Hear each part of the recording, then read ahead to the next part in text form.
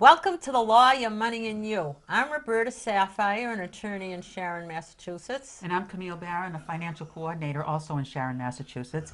And Roberta, by popular request, we've had an awful lot of people asking, how do I know with all the technology that's coming out, whether it be computers or phones or tablets or this or that, should I buy another one? When is the right time to invest? And today we're going to talk more about that. Right, it was a good question, and we've had many requests, and we're very happy to welcome David Waterman from Florida, and Hi. he's been handling computers and helping people for computers with many, many years, and he's the person to call from this senior center and that senior center. So, David, welcome. Thank you. We always It's say, great to be here. good. Tell us a little bit about yourself Okay. first. I've been working with computers since 1984, and at that time, everything was done by typed command. There It's was no 32 mouse. years, 32 Yeah, years. it was the MS-DOS system. DOS stands for Disk Operating System.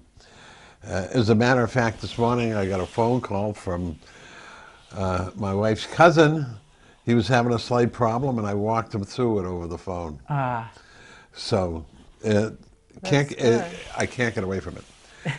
Okay, the question is, when should you buy a new computer? Okay, if you're looking, if your present computer is not working properly, and it's going to cost more to fix it, or if it's over 50% of what a new computer would cost, then you take the money and invest in a new computer. The primary question, though, is what are you using it for? If all you're doing is using it for, say, email and play games or get your airplane tickets, you really don't need anything sophisticated.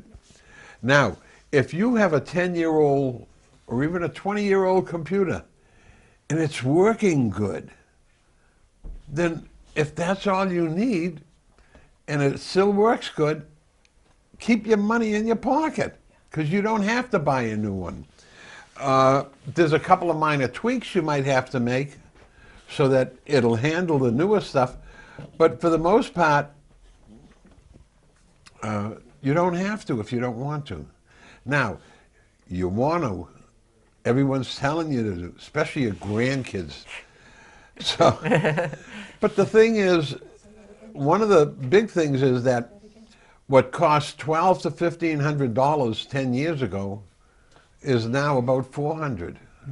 So there are bargains galore. Every weekend, you're going to see in the Sunday paper supplements all kinds of deals.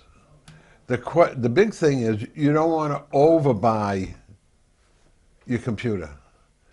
I've seen instances, I remember several years back, this man bought,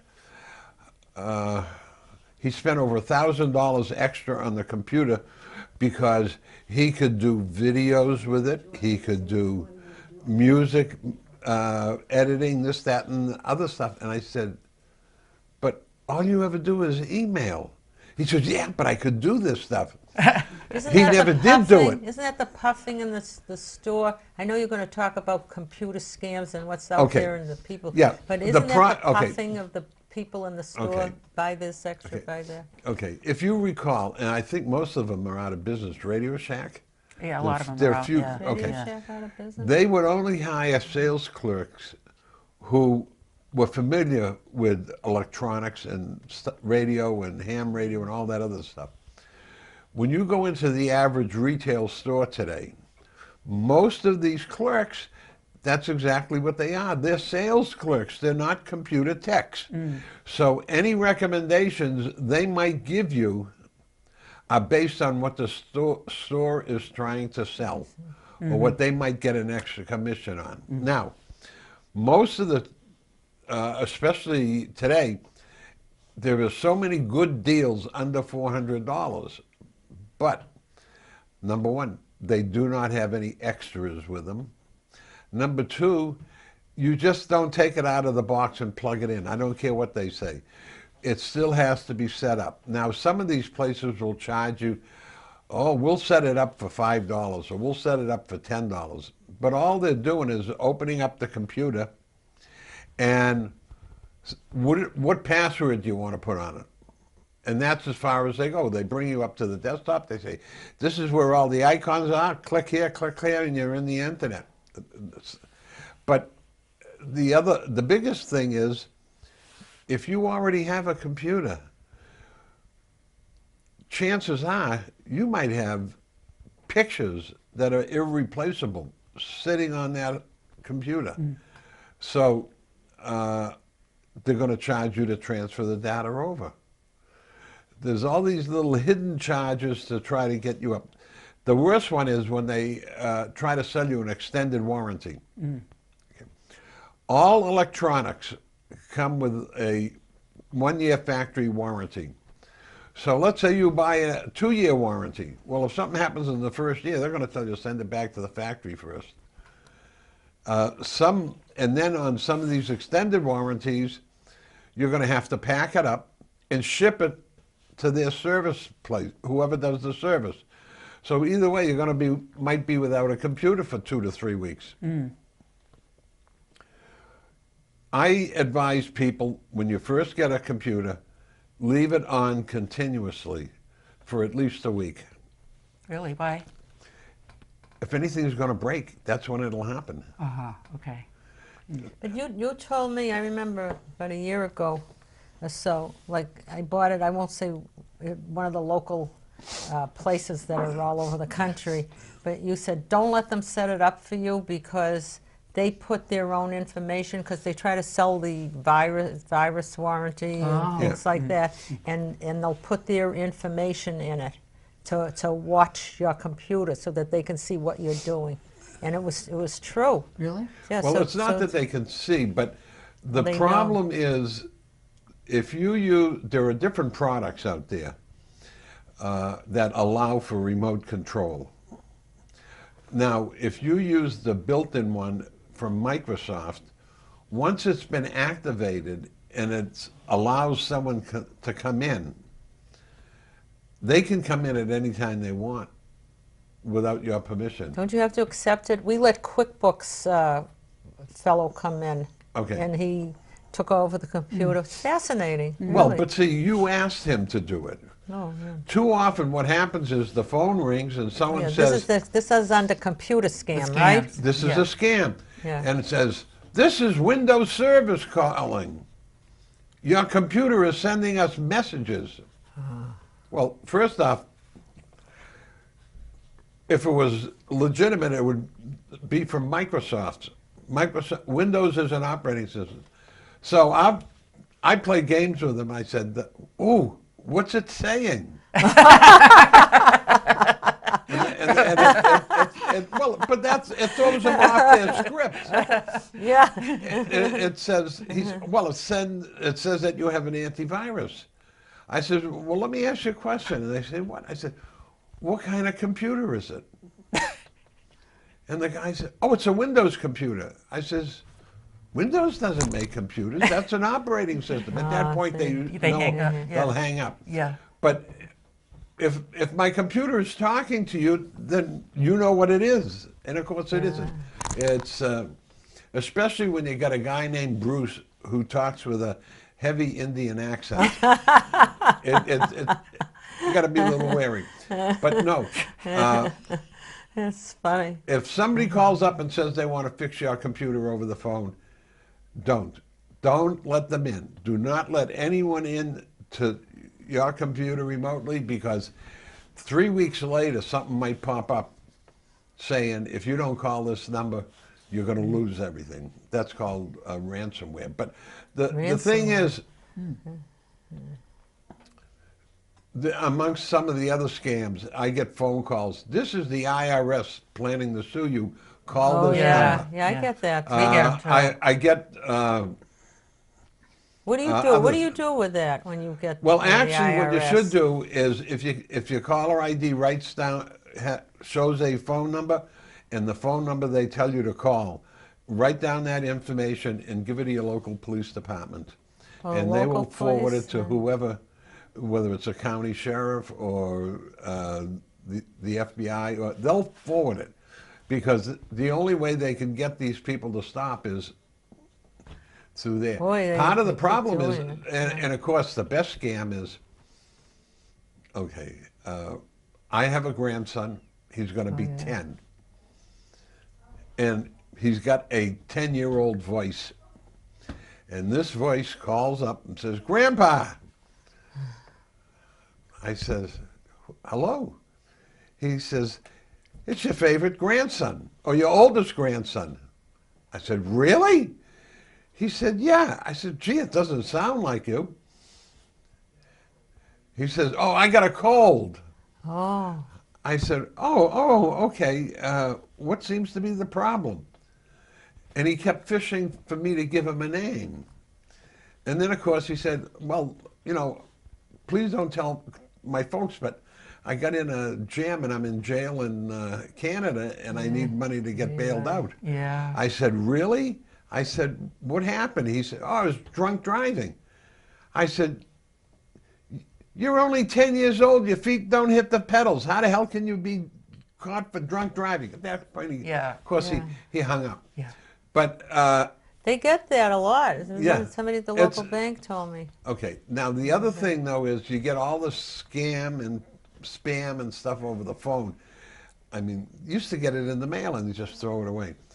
Now they I do it think through someone told computer. me that if you hit the pound sign a half a dozen times, you get a phone call, you pick up the phone and there's no one there, start hitting the pound key that's a good half a hint. dozen times. What happens is it follows up their automatic dialing mechanism and they remove your number Oh, really? from their list. Oh, and they use different voices now and different phone numbers. It's modern science. You can't beat it, Wow, but I better write it's that something to down. put up with. Yeah. What's the difference between the disc cleaner and a defrag? Okay. What's fragmentation, Okay. defrag? We Every always time hear you those okay, words. whenever you turn Yeah. your computer on, it moves items around what's called a hard disk. The hard disk is a physical device inside the computer. Well, let's back up a little. The average computer is a case, a main board or a motherboard, and then the stuff that's attached to the motherboard, which is your sound card, your video, and other things. Now, in the hard drive, What are other things? like a DVD player. There are spots on a computer to plug in a cable for a printer. Those are accessories. Now, Okay. but it's called the main board or motherboard. So what happens is, on the hard drive, you install what's called an operating system. It might be with a Mac. They're named after animals lately. You know, Really? leopard and tiger and giraffe. And but with Microsoft, they do numbers. And right now, the latest one is Windows 10. They didn't have a Windows 9, but at any rate, the idea is that is what's called an operating system that tells the computer what procedures to do. Why didn't they have a Windows 9? Well, That's funny. that's the latest one. They've been pushing it because Windows 8 wasn't too great. The thing is that you only basically have three systems. You have the Apple system, which is a separate operating system. You have Microsoft, which is a separate operating system, and you have a third one, which is it's based on what's a system called Unix, UNIX. This was open code, alphanumeric, and before Microsoft and Apple did theirs, this was the basic system. You know, you went into a department store and there was a terminal there. That was what's called a dumb terminal. It was connected to a giant computer in the other room. Today, the system is based on this engineer from Sweden, I think his name was, his I forget his last name, but his first name was Linux, Linux. Oh, I heard And that's the that. third That's where they basic got it operating from. system. It basically is a glorified DOS system. Okay, and it works very well. And especially if you have an older machine, it works with minimum specifications. So it will work on an older machine much better than trying to upgrade it. Well, So what system would we be likely to find today, most though? most On people, Windows? okay. If you want an Apple, it's going to start at about $1,200 and up. A lot of people were buying Apple because it was resistant to viruses rather. Yeah, I heard that. The reason it was resistant to viruses was it only had about 3 to 5% share of the market. If you're going to develop a virus, you want it to hurt as many people as possible. So they never bothered with Apple. But now that Apple's starting to get a little more popular, they're making antivirus programs for it. So if you're doing any kind of graphics, film editing, printing, composition, and all of that stuff, that's where the Apple shines. It was originally designed for the graphic arts. Now, if you're not going to be doing graphic design work, then any computer would work.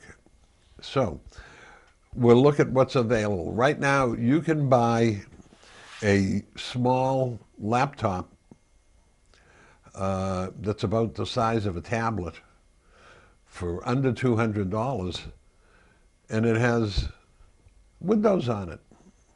And it doesn't have a lot of programs, it doesn't have a lot of room, but it will do what you want it'll do. You can step up a little for another $100. You can get a real laptop that has a DVD, full-size keyboard, and a lot of this other stuff. So Or we you were can go with talking a about tablet. what's a disk cleaner and what's a defragment. Okay, well, I'm going to get to it. Okay. So basically, you have on the hard drive, every time you do something, it moves parts of the program around the hard drive because it's open. You're constantly opening and closing things.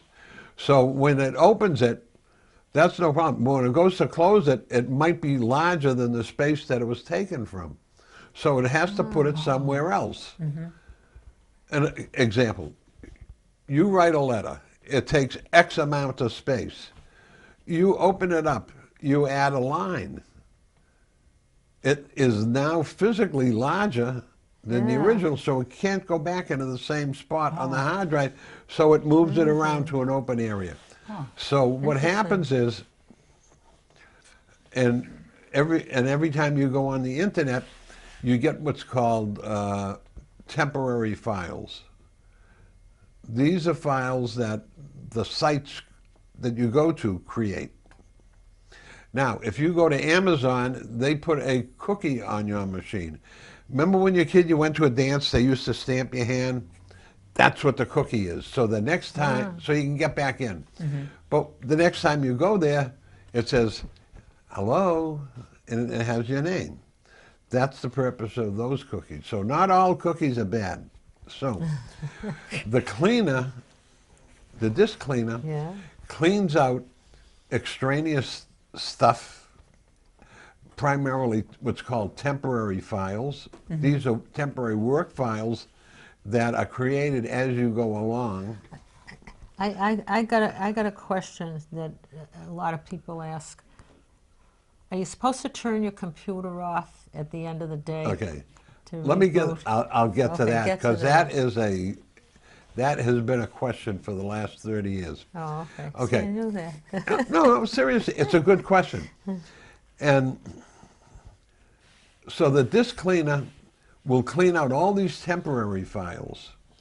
It cleans out the temporary internet files. Now, it's a well-known fact that 90% of the viruses today sit in the temporary internet file section, and they have a time delay. So they might not activate for 3 days, 3 months.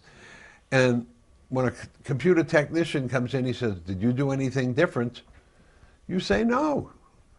So by using a cleaner, most of them will clean out stuff that you don't use, and it lessens the chance of something happening. So that's the big purpose of the cleaner. It cleans out the data and stuff on the hard drive that just accumulates like dust in the wall. Okay. A defrag, because there's everything pushed all over the hard drive. It's like if you took every dish in the house and put it on the floor. Theoretically, you got plenty of room to walk, but you got to tiptoe. So what happens is when the computer tiptoes, it slows down. So when you defrag, it puts everything back in a nice, orderly way, It speeds and it it up. speeds it up. Okay, now, this has been, which came first, the chicken or the egg? A lot of it depends on where you live. All right? I'm from South Florida, or Florida. It's the lightning and brownout capital of the world. Now, what happens is when you have a brownout, your hard drive slows down, but the light that flashes that puts data on it doesn't, because the speed of light is a lot faster than the. Okay. So what happens is files get corrupted. Oh. Because it's putting data where it shouldn't. So that's what a brownout is. The machine slows down and then it picks back up. Wow. Okay, that's so if you're interesting. using it, you know, all of a sudden the letter that you were working on comes up with gibberish. Now, the other thing is,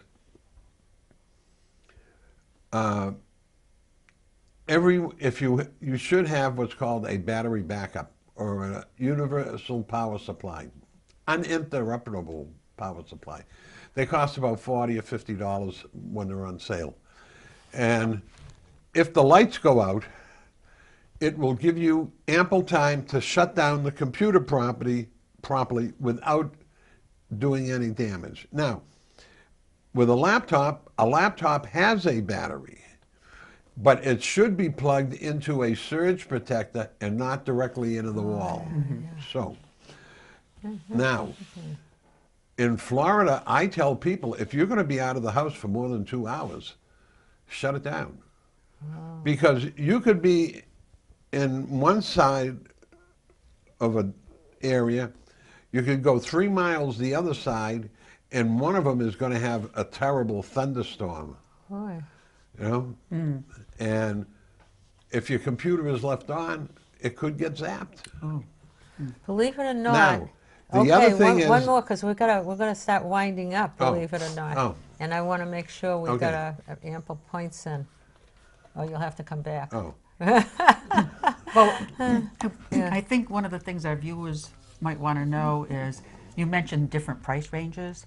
What are the factors? What are the different things, characteristics of the computer, like memory? What are those things Okay. that drive the price up or down? okay. Right now, most computers that are available have ample resources for anyone. Now, if you're going to be doing scientific aeronautical engineering, you need more resources. But just about any computer today would have at least the capacity of a 500 gig, 320 to 500 gig hard drive. Now, the basic operating system and some programs only take up about 30. So there's a lot of pictures you can store, a lot of music you can store, etc. It's overkill. Most people won't use it. And they come with sufficient memory to make the machine operate well. But as I was saying before, if you're going to be out for any length of time, shut the machine off. It's not going to hurt it, really. Years ago, because it took so long for the machine to start up, people would leave it on. Today, we're You coming know to what the that is? We're in it yeah. now. Okay. We're in it now. Believe it or not. Okay. You've got to be. We're going to Okay. go into. You've got We're- to be we're kidding. into You're supposed the to say you've got to gotta be be kidding. kidding. You Okay. Tell them about you've got to be kidding.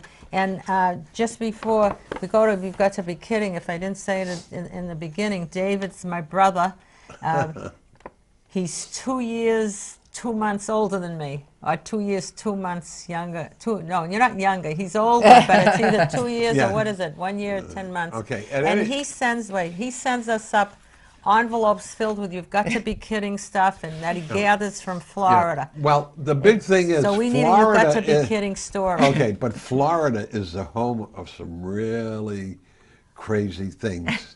I mean, really. You have Carl Hyacin, who is a local one, and Dave Barry, who's a humorist. And, I mean, you just have to pick up the newspaper, and there's crazy stories. Well, that's Okay. why we have you, but I Okay. know you must have a lot of crazy stories. Well, Give the us craziest one I've Give run us into one. We got all recently our- you got to for be You Got to kidding. Be Kidding Yeah. was this gentleman called me up. I went over his house. I fixed the computer. What had happened was he was in a spare bedroom, and the switch on the wall, which normally a lamp would be plugged into where a bed was off. And that's where his computer was plugged into this. To the off switch. So all I had to do was turn the switch on the wall on, and the electricity flowed, and there was light. He calls me about 2 weeks later. The computer's not working. Why? What is it doing? He said, "Oh, it won't even go on." I go over there. you say you've got to be kidding? I walked in. I walk into the room, and everything's been moved. And I says, "What happened?" He says, "My wife didn't like the feng shui." Oh, yes, a feng shui. Okay, fine. Who am I to criticize someone's religion? But at any rate, I go over to the computer. I hit the button. Nothing. The monitor. Nothing. So I look in the back and I see the cable is running to the surge protector. And it was one of those $2 ones, but that's beside the point. So I got to move a day bed to get to the surge protector.